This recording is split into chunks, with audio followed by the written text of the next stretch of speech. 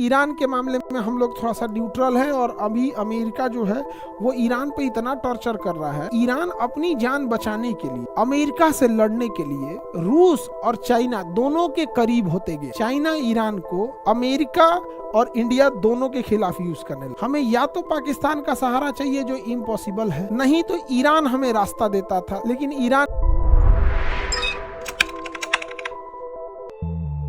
ये बताइए Durand line किन दो देशों को अलग करती है? अफगानिस्तान और पाकिस्तान को अलग करने वाली लाइन का नाम है डूरंड। ये दोनों को अलग कर, अफगानिस्तान और पाकिस्तान, डूरंड लाइन अलग कर। ये जगह है अफगानिस्तान।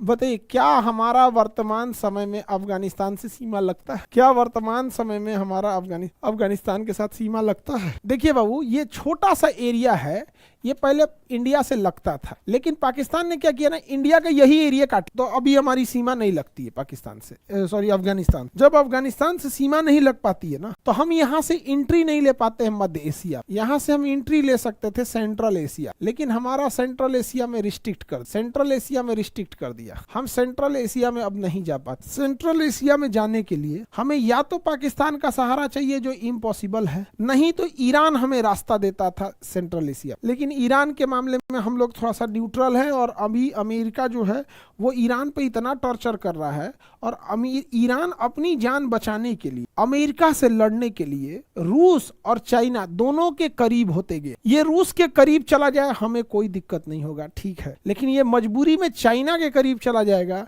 तो चाइना मिसयूज करेगा। चाइना ईरान को अमेरिका और इंडिया दोनों के खिलाफ यूज करने लगा, बट ईरान बैलेंस लेके चलता है। पीपल टू पीपल कलेक्शन भी अच्छा है। तो हम लोग मध्य एशिया में नहीं जाते हैं, समझे? मध्य एशिया में नहीं जा पाते हैं। ये जो एरिया है इसका नाम है वखान कॉरिडोर। इस एरिया का नाम क्या है? वखान कॉरिडोर। समझ आ गया? 300-350 किलोमीटर आगे का जगह है वखान कॉरिडोर। और जो खान जो है ना, वखान हो गया यहाँ, तो इसको ऐसे समझो ध्यान से, वखान कॉरिडोर। अफगानिस्तान जो एरिया है, ये अभी के टाइम पे हमारी यंग जनरेशन को कहिएगा कि अफगानिस्तान, तो उसे लगेगा कि अफगानिस्तान दूसरा अखंड भारत का हिस्सा था अफगानिस्तान। यह एरिया क्या कहलाता है? थोड़ा सा ये एरिया वखान कॉरिडोर। अफगानिस्तान का वो ऊपरी एरिया अब वखान कॉरिडोर कहलाता। देखिए तो ये क्या कहलाएगा? वखान कॉरिडोर। ये किससे जुड़ा था? इंडिया से। तो एक बार क्वेश्चन पूछा था, इंडिया और अफगानिस्तान को जोड़ने वाले पतले भूमि के टुकड़ा को क्या कहते हैं? एक छोटे से स्ट्रिप को क्या कहेंगे? वखान कॉरिडोर। देखिए ये हमारे अखंड भारत का हिस्सा है, हमारे अखंड भारत का ये हिस्सा है। नाम क्या है इसका? वखान कॉरिडोर। अब एक इंटरेस्टिंग चीज समझिए, यहाँ पे जो लड़ने वाली जातियां, जो केवल जिनका काम था लड़ाई लड़ना है, वो सिकंदर के समय से लड़ाई लड़ रहे हैं। चाहे वो सिकंदर आया हो तो लड़ रहे थे, चंगेज खान आया था तो लड़ रहे थे, तैमूर लंगड़ा आया तो भी लड़ रहे थे। तो यहाँ के लड़ने वाले जातियों को पठान कहा गया। लड़ने वाली जातियों को क्या कहा गया? पठान।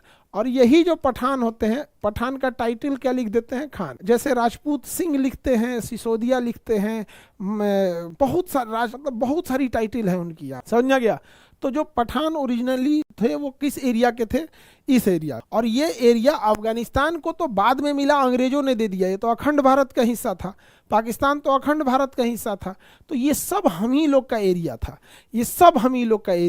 उस समय जब विदेशी आक्रमण होते थे तो यहीं से एरिया में रक्षा किए जाते। ये एरिया वखान एरिया था, ये इधर, यहाँ पर राजपूतों की जिम्मेदारी। तो ये एरिया में वो संभालते थे, इधर के एरिया में इनका अपना लड़ाई युद्ध वगैरह चलते रहता था। अब बाद में इतना विभाजन करके रख दिया सब जिसका कोई हद। तो वखान कॉरिडोर समझ में आ गया? किसी को दिक्कत?